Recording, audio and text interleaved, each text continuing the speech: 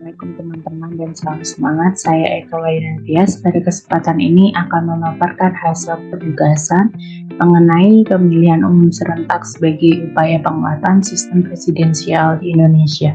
Langsung saja masuk pada bagian latar belakang. Selama perjalanan panjang kepemimpinan Indonesia, beberapa kali terjadi modifikasi pada pengelolaan negaranya. Ketika Republik Indonesia didirikan, model pemerintahnya mengikuti model presidensial.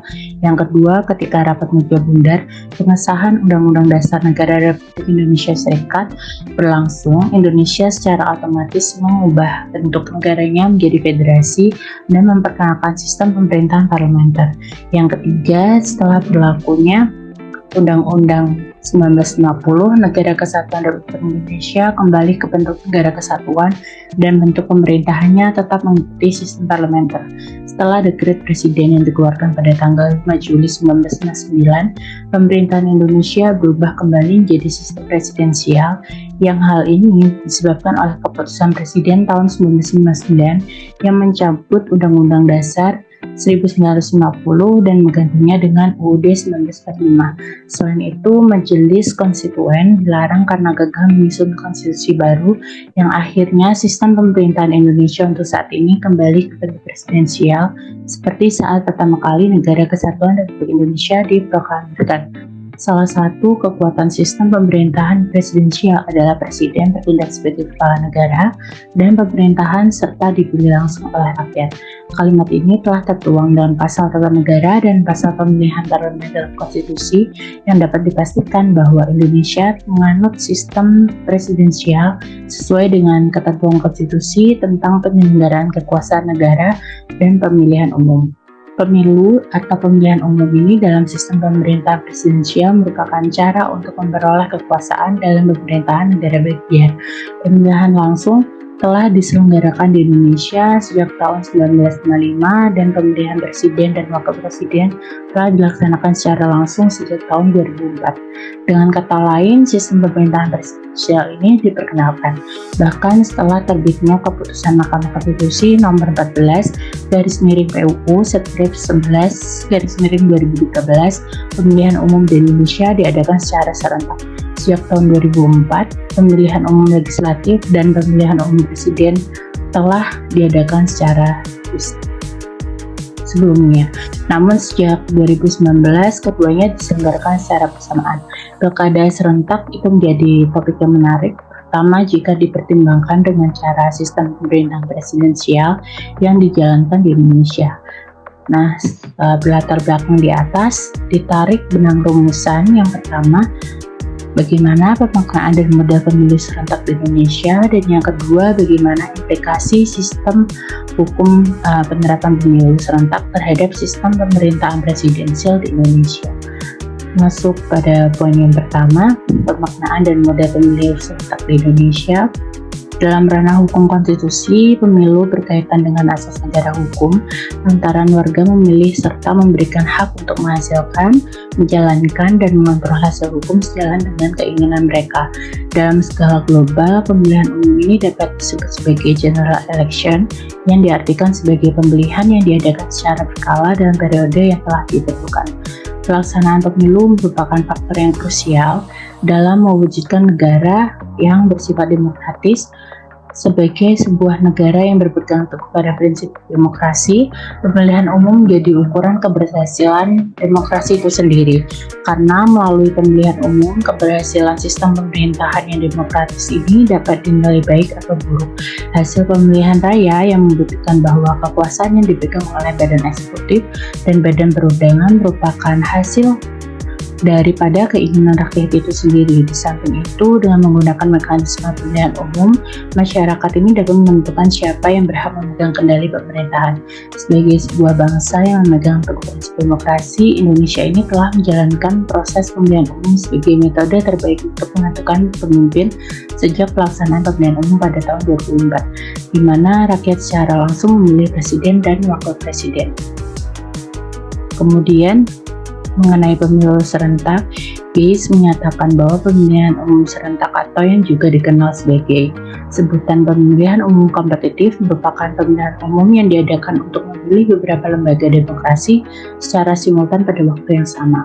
Proses pemilihan melibatkan pemilihan otoritas eksekutif dan legislatif di berbagai negara yang bersangkutan, termasuk tingkat nasional, regional, dan lokal. Dalam praktiknya sendiri, seringkali terjadi kombinasi antara pemilihan eksekutif dan parlemen. Kemudian, beberapa pendapat juga menyatakan bahwa penyelenggaraan pemilu serentak dapat menjadi alternatif untuk menghadapi berbagai persoalan sistem politik dan administrasi. Hal ini didasarkan pada pengalaman dan upaya untuk memecahkan berbagai masalah yang ada, misalnya menjadi dasar yang kuat untuk mewujudkan sistem pemerintahan presidensial yang kuat dan stabil. Yang kedua, mendorong kemudahan dalam sistem partai politik dengan memberikan dorongan kepada partai politik untuk memperluas budaya dan institusi politik demokratis yang berkelanjutan, baik melalui kerjasama, koalisi, penggabungan maupun penggabungan kembali. Kemudian mendorong terciptanya lembaga parlemen yang lebih produktif. Setelah itu mengembangkan sistem pemilihan yang lebih sederhana, efisien, dan ekonomis untuk pemilihan legislatif dan kepala negara. Selanjutnya, membuka kesempatan untuk menyoroti topik-topik yang muncul dalam pemilihan umum guna membedakan antara masalah yang bersifat nasional dan lokal, kemudian membuka peluang partisipasi untuk memperkuat preferensi dan strategi masyarakat dalam pemilihan umum berdasarkan topik-topik lokal dan nasional. Kemudian untuk mencapai sasaran-sasaran tersebut secara efisien, alternatif terbaik adalah menerapkan sistem pemilihan presiden dengan persyaratan mayoritas yang lebih terjangkau. Setelah itu,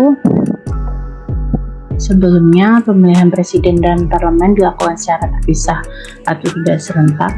Pemilihan parlemen ini selalu dilakukan sebelum pemilihan kepala negara dan wakil kepala negara.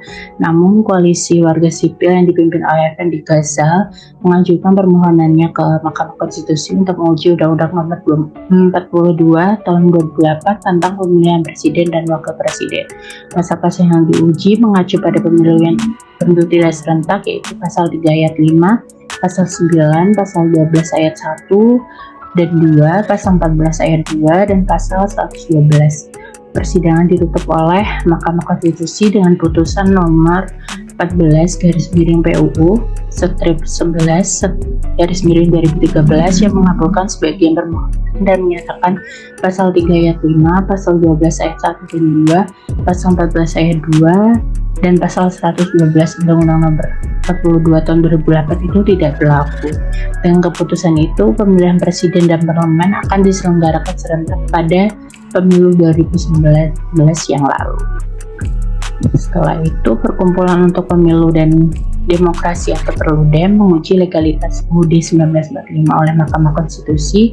Perludem ini adalah lembaga swadaya masyarakat yang fokus pada isu pemilu. Misi utamanya adalah kajian pemilu dan demokrasi yang mempelajari pemilu dan demokrasi sendiri, mendidik masyarakat tentang pemilu dan demokrasi, serta mencermati pemilu dan demokrasi. Saat mencoba materi yang ditawarkan Perludem, putusan MK nomor 55 garis miring PUU strip 14 garis miring 2019 menolak semua permintaan pemohon karena dianggap tidak didasarkan pada hukum yang sah. Namun sedemikian rupa, Mahkamah Konstitusi ini memberikan alternatif terkait pola prosedur pemilihan umum yang dapat dipilih dan dinilai berdasarkan UUD 1945 seperti pemilu serentak digelar untuk memilih wakil rakyat di DPR, DPD, presiden atau wakil presiden, dan anggota DPRD. Kemudian pemilu serentak diadakan untuk memilih perwakilan di DPR, DPD, presiden atau wakil presiden, gubernur, dan bupati atau wali kota. Kemudian pemilu serentak dilakukan untuk memilih anggota DPR, DPD, presiden atau wakil presiden, anggota DPRD, gubernur, dan atau bupati wali kota. Pemilu serentak nasional digelar untuk memilih anggota DPR, DPD, presiden atau wakil presiden. Setelahnya diadakan pemilu serentak lokal untuk memilih anggota DPRD, provinsi atau kabupaten atau kota, gubernur dan bupati atau wali kota. Pemilu serentak nasional diadakan untuk memilih presiden di DPR, DPD, presiden atau wakil presiden, kemudian diikuti dengan pemilu serentak provinsi untuk memilih anggota DPRD provinsi dan gubernur. Setelah itu diadakan pemilu serentak kabupaten atau kota untuk memilih anggota DPRD kabupaten atau kota dan bupati atau wali kota. Dan opsi lain tetap mempertahankan keserentakan pemilu untuk memilih anggota DPR, DPD, dan presiden atau wakil presiden. Untuk mencari model yang paling cocok untuk mengatasi kekurangan dan permasalahan pemilu serentak 2019, jawabannya terletak pada pemilu serentak nasional yang meliputi pemilu anggota DPR, DPD, dan DPD, presiden dan wakil presiden. Kemudian tak lama kemudian diadakan pemilihan anggota DPRD serentak yang meliputi anggota DPR provinsi, anggota DPRD kabupaten atau kota, kepala daerah, dan gubernur atau wali kota. Penyelenggaraan pemilu parlemen secara serentak disebut sebagai solusi untuk meningkatkan partisipasi pemilu, meningkatkan kinerja penyelenggaraan pemilu, dan memperkuat sistem administrasi presidensial dan daerah. Kemudian pada poin yang kedua terkait implikasi hukum penerapan pemilu serentak terhadap sistem pemerintahan presidensial di Indonesia. Tentu saja, pemilihan umum serentak dalam sistem presidensial memang memperlihatkan keunikan yang berbeda dengan sistem parlementer. Konsep pemilihan anggota parlemen dalam sistem presidensial mengakibatkan terpilihnya pejabat eksekutif. Pemberlakuan ambang batas presiden tidak tepat untuk pemilu 2019 karena merampas kesempatan partai baru yang menyalonkan calon presiden atau wakil presiden. Presidensial threshold ini adalah aturan yang menetapkan persyaratan untuk mencalonkan calon presiden atau wakil presiden dan dipandang oleh sebagian orang sebagai strategi yang digunakan oleh partai besar untuk menggagalkan partai kecil. Calon harus mundur sebelum pemilihan dapat berlangsung.